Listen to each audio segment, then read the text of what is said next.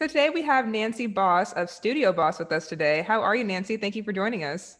I'm doing great. It's so good to be here. Thank you, Gabby. And so excited and lucky to have you. So we'll just have you get started just by telling us a little bit about your journey and specifically, I mean, 2 to 3 points in, your life of pivoting your career or maybe things that it's like you had to make changes. Love to hear about that first.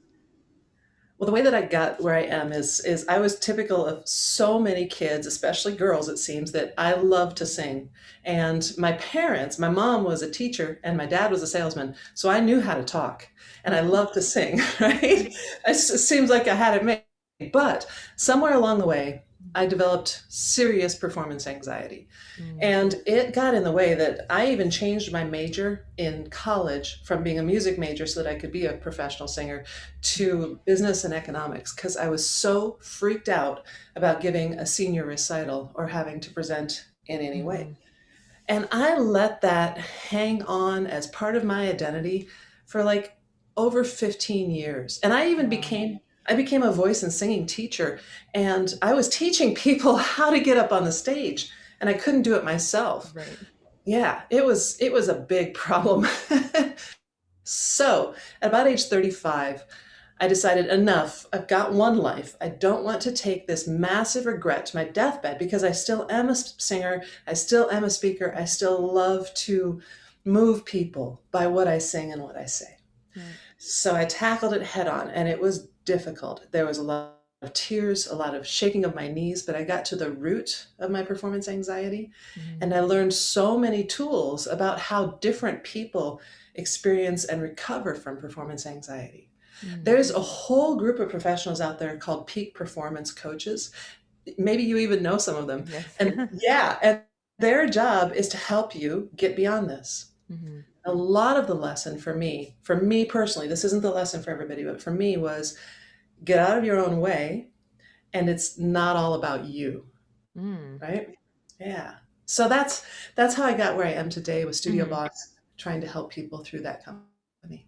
And thank you for sharing that. I definitely would love for you to kind of just dive in deeper as far as it's not all about you. What exactly did that mean for you for that lesson? Yeah. Well, for me, it meant that just not just about every single time that I'm addressing one person or 5,000 people, Mhm. it's not it's not a glam shot, look at me. It's actually about the message that I'm putting out there. Right. And you look around at some of the most amazing people delivering messages, and they're not physically attractive. They maybe don't have great voices. I'm talking about people who've got rough, gravelly voices or older faces that don't look in their prime, or Mhm. even people who are differently abled that don't fit our idea of what a perfect presentation should be. It's not about the vehicle, it's about the message. And I really needed to take that in to get myself out of the way. Absolutely. And so who do you serve then now that you obviously taken that experience and obviously you have Studio Boss? I know you've been a voice coach and everything, but love for you to kind of tell us then about your company. Yeah, well, Studio Boss's mission is to help people discover their voice and then optimize the delivery of their message and their mission in this world that they're hungry to get Mhm. out to the world. In 2019, the focus of the company was on speaking voice coaching. And Mhm. I do work for the Voice and Speech Trainers Association, which is a nonprofit with hundreds of voice and speech trainers in it. So, absolutely a noble area to work in. But I realized that my personal passion is more for women who are middle aged and beyond, who have never found their voice, maybe because of socioeconomic circumstances, or they've lost their voice due to fear of judgment or Mhm. health issues. And Mhm. this can be singing voice, or speaking voice. But primarily in 2020 and 2021, I'm focusing on the singing for women in their 40s and beyond because singing is the missing link to our expression and community and so many different things. Mhm. There's so much power in singing and in music and just the way that it releases us. And I think that's something that we miss and we don't really like understand until we realize that that's a release for a lot of people. It is. It's a release and it's a bringing together of community. So those are like the surface things.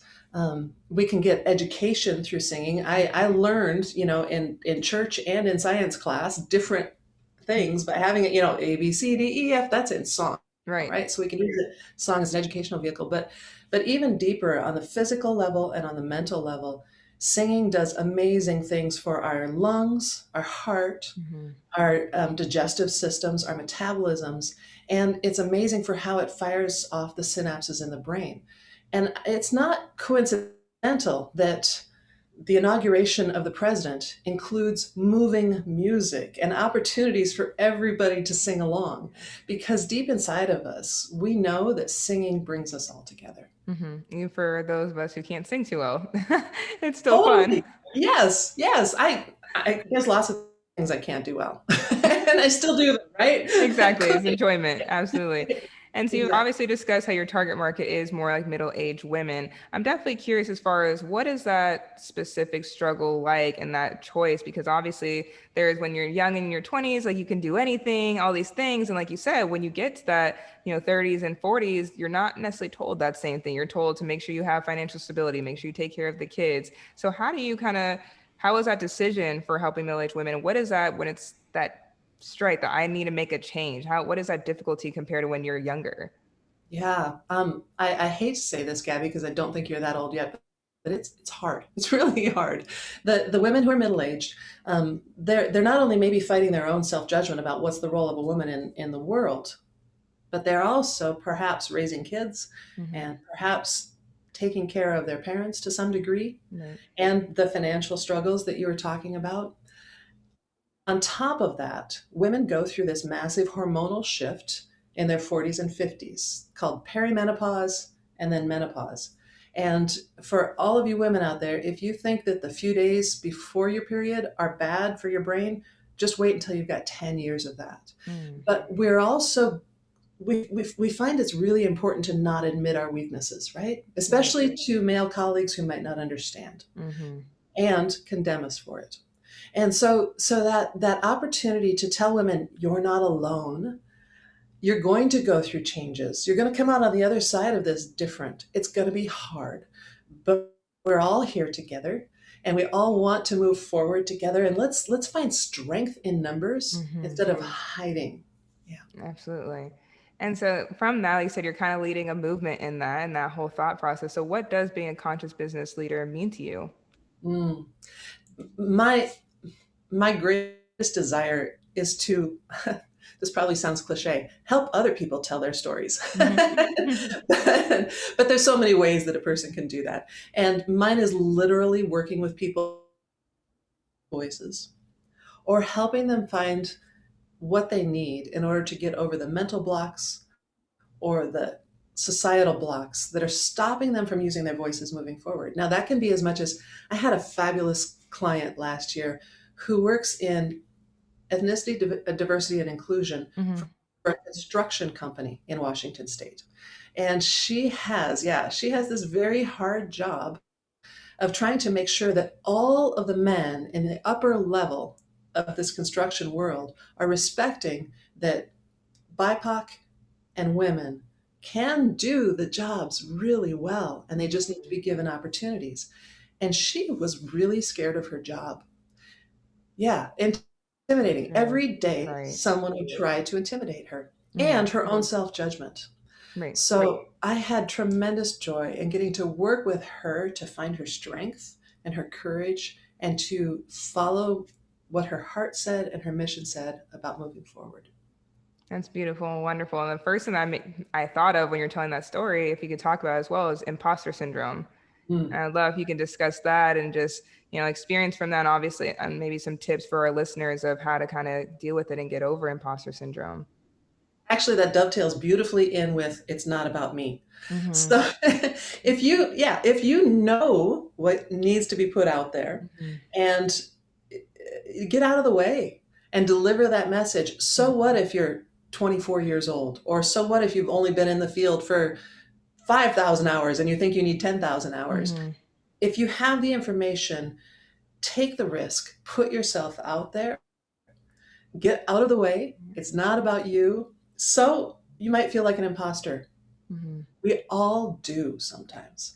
And so if you go up there and deliver the message with your full heart and honesty and openness, Your audience will receive it, Mm-hmm. and it's worth the risk. Yeah, So I know. yeah. I took that. So thank you. And you said the example of 24. I'm 24. So I was like, I need to hear that all the time. So I don't think that was just a random pick of the number. I feel like there was that connection there. So thank you Beautiful. as well. And I think, like you said, it's just so easy to shrink ourselves and just question, are we capable and everything. I think, like you said, when we step outside of not about ourselves, about serving people and helping people. And like, so when it comes from a genuine place, people are going to feel that and receive that. Yes, I'm glad you used the word receive, because I really feel like we have opportunities in this lifetime to give and to receive. And Mm-hmm. there are times when it is our jobs to receive, like college students in general. You're just supposed to take, take, take, receive, receive, receive. But then there's a time when you need to give. Mm-hmm. And if you don't step up and give, if you just continue to receive, you're not doing your part in that Right. exchange. Right. And so tell us about your event coming up in April called Celebrate Singing. Yes, I'm so excited about this. Yes. Yeah, so Celebrate Singing is based on a book that I co-wrote with two other women called Singing Through Change, Mm-hmm. Women's Voices in Menopause, Midlife, Menopause, and Beyond. Long title. Mm-hmm. But Singing Through Change has done really well. We've sold a lot of copies, bestseller book, and there was demand for a Facebook group, so now I've got a Facebook group of 2,000 people, and they want to get together. So we're having a virtual online conference worldwide, of course, because it's virtual. It's open to any woman who loves to sing. It's targeted at age 40s and above, but it's also open to the ear, nose, and throat doctors, the singing teachers, and the choral directors, because nobody's studied this before. Our book, Singing Through Change, was the first book that actually put it out there to women what they could expect or how they could get through vocal challenges, and not just singing, but also speaking challenges. But Mm-hmm. this conference is about singing, first one ever in the world that brings all those groups together around this topic. And it's April 16th through 18th, 16th through 18th. And the website is celebratesinging.live. Perfect. That's definitely what I was going to ask for the details. I'm sure we're going to have listeners who want to jump on that. And just also, are there any other places to go just to, learn more about you, your company, to connect with you? What are those platforms that our listeners should go to for more information? Yeah, StudioBos connects with people through books, podcasts, events, and I speak for StudioBos. I'm a professional speaker. Mm-hmm. So my professional speaking page is nancyboss.me. That's NANCYBOS.me. And the business is studiobos.com with one S. Perfect. Well, Nancy Boss, thank you so much for coming here, sharing your story, and then connecting us all through singing. It's a lovely thing. Thank you so much. Thank you, Gabby. It's been great to talk to you.